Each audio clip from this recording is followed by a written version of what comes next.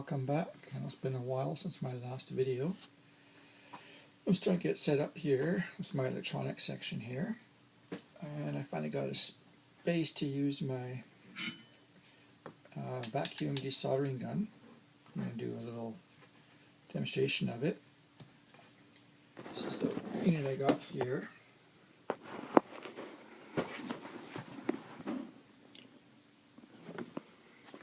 So I'll turn it on here. It's got an adjustable temperature controller on it.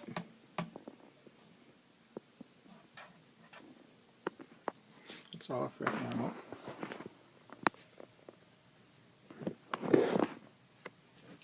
It's got inside here, which is the iron. It's got the vacuum hose and the power.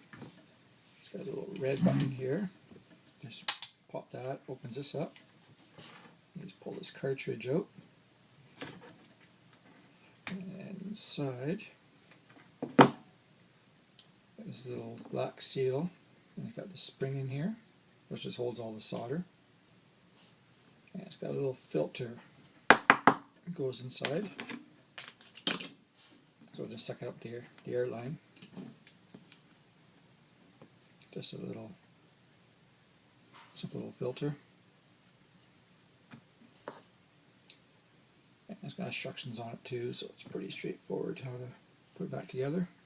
You've got to make sure the filter covers perfectly so you don't get the solder passing through.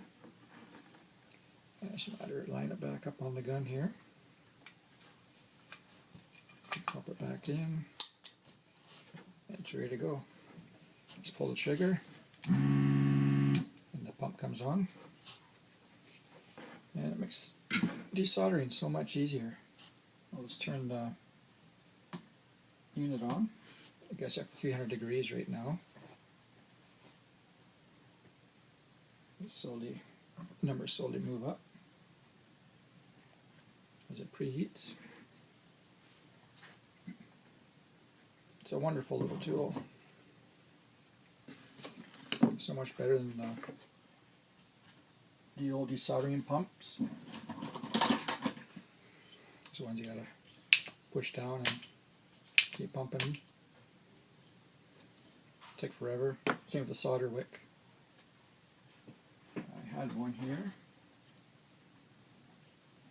It's misplaced at the moment, but it's that copper braiding for sucking up solder. And we're at 264 right now. Give a moment to get up to temperature. Okay, and we're at 300. So it's pretty straightforward. I got a board here already started moving parts out of. See this little 8-pin IC here. I'll try if I can get the right angle here so you can see. So we're just lining up on the pins. Hold it till the solder melts and suck it out. 1, 2, 3, 4, 5, 6, 7, and 8. And some little pliers to grip it. And it just pops right out. Makes it so much easier for desoldering components. They don't get so hot either from you normally have and end up frying the chips or something. Just quick and easy.